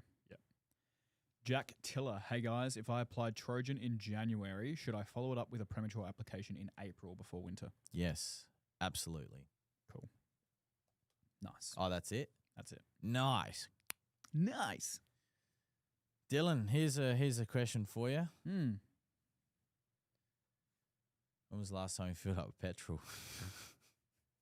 2 days ago. It's crazy, man. $120 for a whole tank. I didn't do the old little increment fillings. I just kind of sent it. $120 full tank. Far out. Fucking ridiculous. Yeah. Right. I was looking at it the other day. To fill my Land Cruiser would be $370 or something. Yeah. It's there's no fuel shortage, Dylan. No, there's not. No, everyone's got fuel. Yeah. And there's 300 and something servos across rural New South Wales area that ran out of fuel yesterday. Yeah. Or something I saw on Facebook. So, yeah. Yeah. Yeah. It really like Yeah, but let's just increase the fines that they'll never give out. That's going to fix the problem. I'm sorry, but no, I'm going to say that. Don't get me in trouble, so I'm not going to say it. Not on this podcast. Not financial advice. Not financial advice. That's on the other podcast. Yeah. After Hours. Yes. Lawnhub After Hours. It's like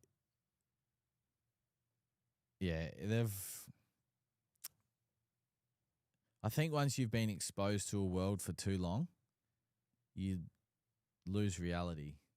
You lose touch of basic reality or basic human understanding and livelihoods, and it's because Albo ain't it. Albo ain't it. He ain't it. And I'm not saying that any of the other parties would do they've fucking surely got to be doing a better job than what he's currently focusing his energy on.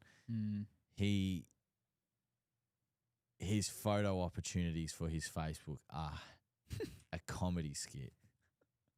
And there's not a single positive comment on any of them. No, and that's what I mean. Like, I think it's like, who's it for? Well, I think the 946 million billion trillion people that he's letting come to this country, and when you vote next, got to vote this one. Yes. It's funny. Like, I think it's important, and this is everyone's responsibility, that they learn how to vote before the next federal election. Learn how to properly vote. Mm-hmm. Yeah. And if you've always been a Labor voter because it's just what you do, then, maybe it's time to do some education and extend the brain a little bit and go, well, hang on a sec. I don't like what's happening. How can I make a difference? And people that say, oh, my vote doesn't matter, if you know how to vote properly and everyone knows how to vote properly, you'll make a difference. Your vote will make a difference, I think, anyway. 100%. So, because, this ain't it. No. This is not the Australian way. Matt C. Mm-hmm. Great to know, as I thought it will go a long way and now have plenty, even if needed on garden. Yeah, I've 5-star I use around my house in spring as the perimeter spray to kill spiders, bugs and crap and all that sort of stuff as well. So, but I do strongly recommend go and get a spray suit, face shield, elbow length PVC gloves and gumboots when you spray your house. Yes. Yeah. I've seen some horrendous videos of these licensed pest controllers spraying in shorts and a t-shirt, and all the spray drifts going over. It's just silly. Yeah. It's just silly. It's even my handle. Welcome to the live. Welcome. I've asked just to email Jonesy some photos and context regarding a patch of new lawn I'm struggling with. Would love his thoughts, please. Let's have a look.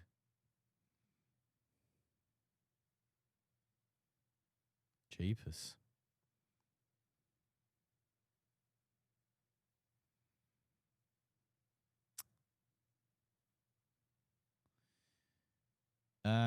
My first question. I didn't read the message. Here we go.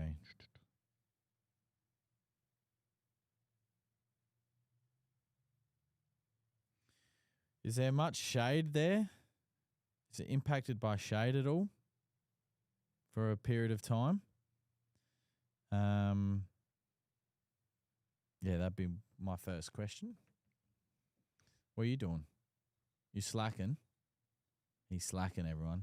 I'm not slacking. I'm not slacking. I'm not slacking. I'm not fucking slacking. Nah, it's not funny. I've got school. I got fucking school. Nah, I'm serious. Fucking serious. Hawks 2015. Get Jonesy. about 5 hours of sun. Jonesy, are you happy with the SA election results?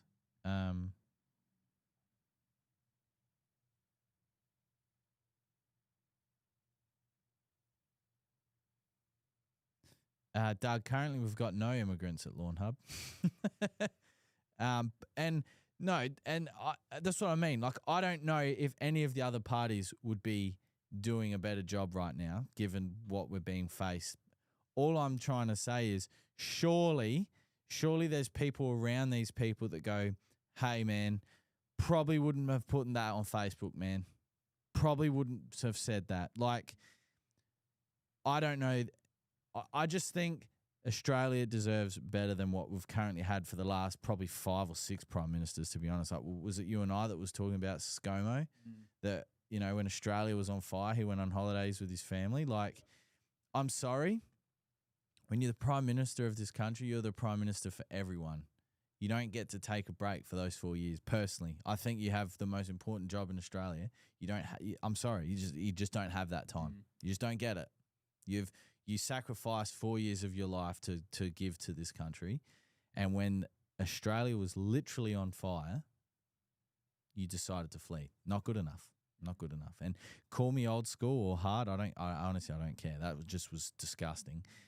These posts that Albo's team are putting up of him standing at his desk like this, or the one the other day when he's on the phone, it's just stupid. Yeah. Like, I'm not saying that Pauline can get us more petrol, or the Libs will get us more petrol. That's not what I'm saying. But what I'm trying to say is, surely someone in these offices go, you need to stop that, man, and you need to get on the phone and you need to fucking try and sort this crap out. Cut the fuel excise. Do something for the Australian people. All these promises that they said that they were going to do, you know. Like, I understand it's always a sliding scale and, like, things change. But, like, what Donald Trump does for the US, he puts the US first. He treats it like a business. Taxes up the mockery of places that, you know, if you want to be here, this is what you need to do. You know, these are the rules of engagement, and I feel Australia just bends over, and, you know, the government gets more tax from beer than it does from exporting our gas. Gas that we can use here.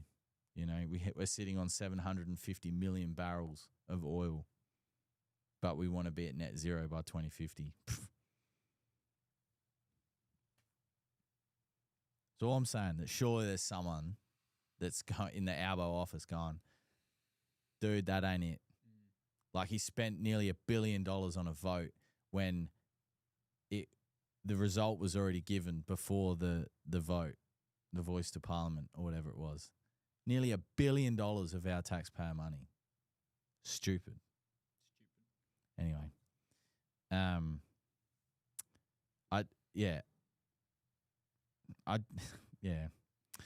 But Hawks 2015 says, Jones, are you happy with the SA election result? I'm not surprised that Mali won and, you know, shitted in the end, honestly. That doesn't surprise me. Again, what Mali sort of runs South Australia a bit like a business, doesn't he? He does deals, he gets big events here. And I think we've spoken about it before. Like, I'm not an artsy person.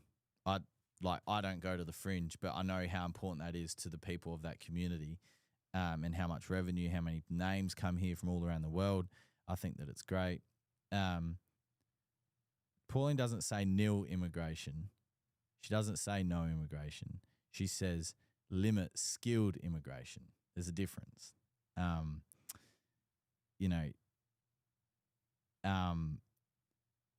I don't think that we should be taking in every single person that wants to come here. I think there needs to be a criteria. And I actually read this really good article from a migrant that came from, what country did they come from? They came from a country in 2003 to Australia, and everything that they had to do to get here, pretty much you had to show that, hey, like, yeah, I want to live in Australia, I want to contribute to Australia, I want to do this, I want to do that. And they've ran a successful business since, I think, 2005. But it took a long time for them to be approved. And then, like, he's got workers that work for him, and he was saying that the prerequisites are supposed to be here now are so far more relaxed. And, you know,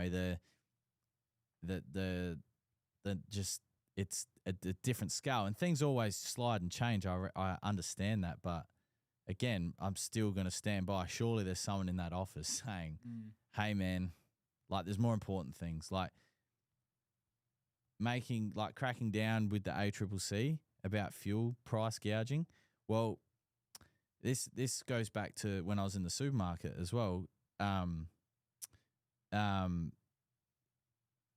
was in the supermarket, we're bound by our suppliers, right? So we're the end product of the supermarket, right? That's where the consumer, the everyday person, buys their food, right? Majority of people, right? If my cost price from, I don't know, Arnott's on shapes, as an example, goes from $1.50 a box to $5 a box, I now need to sell shapes at $8.50 a box. Do you agree? Mm-hmm. Right? But then the supermarket gets crucified for price gouging. When it's the supplier, the same thing's happening with the fuel, right? Demand goes up. You want it. You want it. You're going to have to pay for it, right? So at the moment, now the servos are getting crucified, but it's not the they got to make money. They can't run at a loss. Otherwise, there'll be no servos, right? So, yeah. Do you think she would take a skilled Muslim? She said before she doesn't hate Muslims. She makes really strong points around if you want to live in Australia, then pushing your ideology on the Australian people is not the way to do it, just as we wouldn't go to their country and say, what are you wearing that for? But that's a separate issue, and that's not what I'm talking about here, specifically Muslim people. That's not what I'm talking about. I've got no problem with anyone coming here. But if you're going to come here and you want to make a life here, then you've got to contribute. I think that's just fair, right? So, it's a tough one, and politics is one of those ones where not everyone's going to agree, and no matter who runs the country, not everyone's going to be happy. But like I said, I think surely there's someone in that office right now, and I know I'm going to say it again, telling him, bro, stop posting photos of you pretending to have a phone call with someone. Just do what you say you're going to do and sort out the Australian people and help us. Like, that's all I'm saying. But, yeah. Even my handle says, haven't heard a Jonesy rant like this since the Pakistan T20 series. Oh, don't get me started on that. That was terrible. We were shit. I wouldn't say I was ranting then as such. I was just, I was just, it's just tough because not everyone's going to agree on politics. That's all. At the end of the day, we're a lawn podcast as well. So, but yeah, and Doug, I agree. They're all shit, 100%. They're all going to have their qualities and they're all going to have their bad points. But, surely someone in that office is going, all right, come on, mate. Let's just get back to reality here and help the Australian people. Good, yeah, and good luck to hospitals. That point there, Doug, as well. That can be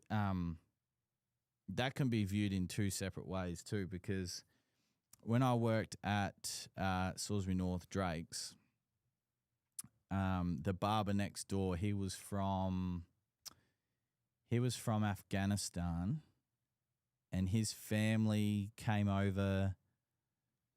Would it be about 2000?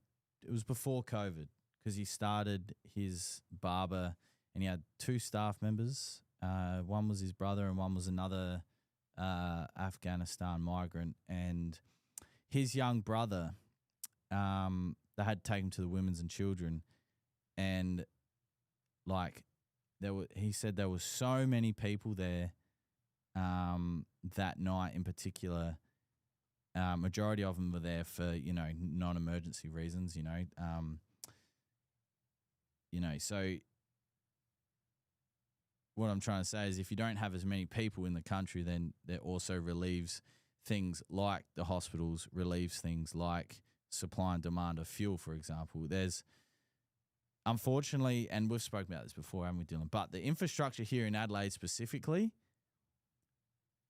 it's not designed to keep. It wasn't designed to help maintain or keep up with the current demand of people coming into the country. So if you drive half an hour north of the city, which is where we are, there's housing estates going up everywhere, which is great, but we don't have the roads, we don't have the facilities, we just don't have all the infrastructure out here at the moment to support the hundreds of thousands of homes that are going up over the next few years. There needs to be serious road upgrades. Like Curtis Road is a pigsty. They just dug that up and redid the water lines. They should have made it double lane when they redid it 10 years ago. Like they didn't plan for that. So now that's going to be further delays, further issues. Yeah. But that's in my bubble. That's where I live. I can't speak for the other states. I've got absolutely no idea. But yeah, I don't know. I'll stand by that. Not everyone's going to agree on politics, but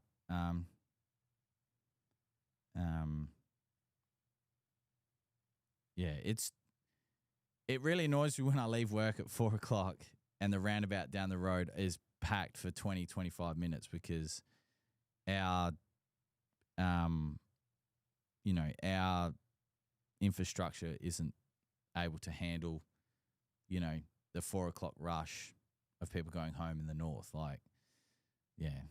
Doug says in hospital now, 1 Aussie nurse, 9 foreign. I mean,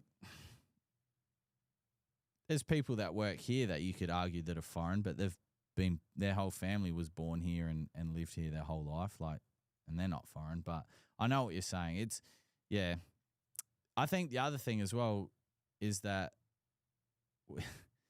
there's also there's a lot of hardworking people in this country, but there's also a lot of non-hardworking people that are happy to live week to week on. And I definitely saw that in the supermarket, which Salisbury North is just 5 minutes that behind us here, which is where I finished my time in the supermarket, and that was a very much like week to week. You saw it, Wednesday or Thursday, whenever the payments came in, they were there. They were buying their food for the next fortnight, and yeah, it's very eye opening. But yeah, anyway, I don't know how we got here, but it's that's a subject that not everyone's going to agree on. But back to Hawks 2015, I'm not surprised by the results. I thought Labor was going to be a shoe-in here, and yeah, he was.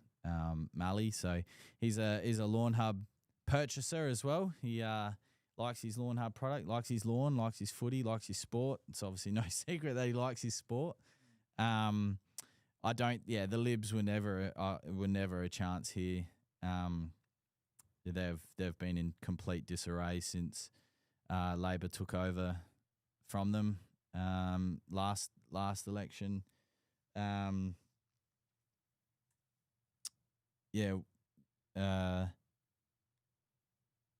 One Nation, I think is tipped to maybe they've got one confirmed seat. They're in the running for another 3, so that could be 4 seats for One Nation, which, you look at the preference voting and they're up massive percentages, and the Libs are down. The Greens, I think, stayed the same. The Indies are up a bit as well. It's probably the first time I've ever really taken a look and understanding it. So it was a very interesting election, but the results don't shock me at all. No, agree. That's why I agree. Every single country needs immigration. But I think it needs to, just like everything, even with lawn, everything in moderation. You can't go too far one way and you can't go too far the other way. It has to be in the middle, in moderation. Trancy Goodness says, "Hi, lads. What can we expect on the April sale? Will soil tests be in there? Wink, wink. Yes, they will be, Trancy. So is it, I'm assuming it's store-wide, excluding agency products? Yeah, just as any other sale. So if Yep. you've experienced that before, same rules. Yep. So, no, I still love you too, Doug. It's all good, mate. I think when discussing topics like this, it's important to hear what the other person's saying, which I've read and listened. I just don't like it when you talk to someone and everything you say in their opinion's wrong, it's not wrong. It's just a disagreement. That's all it is. And I think it's important in this situation that I think everyone should be able to at least express their opinions, but then also be on the other end and listen to the other person's opinions. I think that's important. You can't go too far one way or the other. Otherwise, you start hearing words like you're too far left or too far right. You need to have everything in moderation. Is Stephen Mahandle just said, speaking of lawn podcast, can we get back to my email for a minute? Do you think it's fungus? I think it may be shade related, and it's not getting enough sun at this time of year. And given that the sun has shifted, and given the amount of rain, so yes, it could have been heightened on disease, and then now shade, and it's unable to recover itself. It doesn't have enough energy to recover. So in that case, it does look diseasy, but it also looks like shade as well. So if you've got a fungicide, it's definitely not going to hurt. But given the time of the year, it might not be fully recovered going into winter. Is what we're looking at. So sorry about that, sir or madam. Is this even my handle? Yeah, that looks okay, Dylan, I guess. Let me read the text. Yeah, it's the text that I want you just to, that it's fine. Yeah, I think so. Yeah. I think that's relatable. Yep, cool. Cool. Well, it's 4:00, ladies and gentlemen. We've gone down the biggest of rabbit holes. Yeah,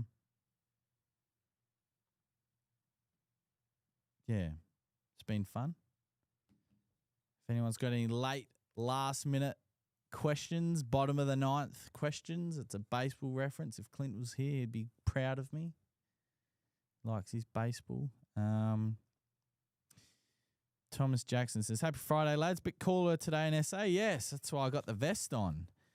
Is the only major difference between Barricade and Onset GR just the method of application? Absolutely. So Onset is granulated prodiamine, and Barricade is liquid prodiamine. So I have used both in the past. My only comment about Onset GR, and it might have just been the conditions I was in, I found it ran out just a little bit earlier than liquid prodiamine. Again, that could have just been my conditions specifically or when I applied it. But definitely a great product. A much more longer lasting granular pre-emergent than other granular pre-emergents that include things like oxidizone. I think that's how you say it. Whereas they last around the 12-week mark traditionally, whereas Onset can last up to 6 months. I found that it came out just a bit earlier than that in my situation and in my findings. So, yeah. And it's great because not everyone has a sprayer. Some people don't like spraying. Some people find the calibration method daunting for liquid, whereas granular, it's a lot easier. It's a lot quicker. You don't have to spend time. You don't have to spend a long time, cleaning the sprayer and all that sort of stuff. Lee Cox says, you're a good bloke, Jonesy. Keep up the good work. And thanks for your tips and ideas. No worries. I might have to, maybe in winter, Dylan, I'll bring in a segment to the podcast. I don't know, maybe like home experiments or things to try over winter or things to try, like tinker with. I don't know. I have to think about it. Project yourself and you can like update every week how it's going. You know, I bought a cactus from IKEA and I put it in my office and the cactus was growing, right? And I don't know if it was the cleaner that knocked the cactus over or it was me. I moved my book or something. But all the roots of the cactus is gone, but the cactus is still growing. And it's not dead. They're pretty strong. Like, bruh. Which I thought was interesting. But yeah. Any more Instas? Well, that's it. Just Matt C saying, well spoken as, good to hear both sides of the story and enjoy the weekend. Thank you. There's, depending who you speak to, there's always three sides of the story. The person A, person B, and then the truth. Yeah. that note. Yeah, because perception of things is crazy, and the brain, especially during events like car crashes, for example. So like, when I was at the supermarket, we had a kid on a scooter at the traffic lights get hit by a car, and like one of the witnesses swore the car was silver. Like, no, it was a silver so and so, and our camera was actually on the intersection just by chance, and it was black. And this person's like, nah, and like police showed her the footage, and she's like, I swear it was silver. Like, you know, it's just perception is just a huge thing, you know. But yeah, that was one of those videos you see on Instagram. The kid's leg snapped. Oh, nice. And it went back into it was pretty bad. Gnarly. You see a lot work in a supermarket. It's especially at Salisbury North. Yes, definitely. But yeah, that's going to do, ladies and gentlemen. Thank you for joining. Yeah, got a bit serious there, but there was no lawn questions being asked. So hey, it held us to 4. It got us there. Yeah, I think it's important in life, not just politics, but I think it's important in life to view both sides of the people speaking. And when I was in my bad times, I'd only be confined to my own thoughts and ideas. I never even listened. During that time, I learned how to listen, and it gave me a great perspective, and it actually gave me the ability, with hard work, to try and understand from their point of view or in their shoes. And actually, to be honest, whilst I still get angry, because everyone gets angry, I find myself getting far less angrier at situations. I can a lot more level-headed. I'm not quick to not judge, but like quick to comment or quick to have an opinion. It's, you know, and that's a skill, and it's something that I've had to work really hard for. And that conversation then previously, I just would have got really angry and just said, you know, well, no, this, but I have this, it's a self sort of like, I believe I have the ability to be able to, you know, go, okay, let's have a look, read it, not get angry, and provide a response. So, and that's helped me through life, especially over the past about 5 or 6 years, to be honest. So, I think we're already living in a world where most people are quick to comment or say things, especially with the faceless things of social media. And I was sick of being angry all the time, Dylan. So, and that was a mechanism or a tool for me that helped me stop being so angry and upset and everything. So, just listening to people and not quick to judge or quick to comment. It's hard. Took me a long time. But yeah, anyway, that's it. Ladies and gentlemen, have a great weekend. I don't have to worry about the footy because Crows played last night. So I'm going to have a relaxing weekend. Beautiful. Might play the Switch, do some yard work, and enjoy my couple of days off before a short week next week. So thank you, Dylan. Nice. Drove the getaway car long. Yeah, it wasn't playing off the thing before, so I'm worried it's not going to do it. They saying I drove the getaway car. There we go. Not going, get going. But I'm legally blind. Yeah. I can see barely. Barely. Goodness. All right. Ladies and gentlemen, goodbye, and we'll see you on Thursday. Or Wednesday. Yeah, we need to decide that. Because Wednesday we can do the giveaway for the mower as well. Okay, so maybe Wednesday. Yeah. And then hype for the sale too. Yes. It just depend on, well, I mean, we can do it, but just depend on availability. Yeah. We'll work it out. We'll work it out. We'll let you know. Check the socials. And anyway, in one way, shape, or form, we will see you next week. Goodbye.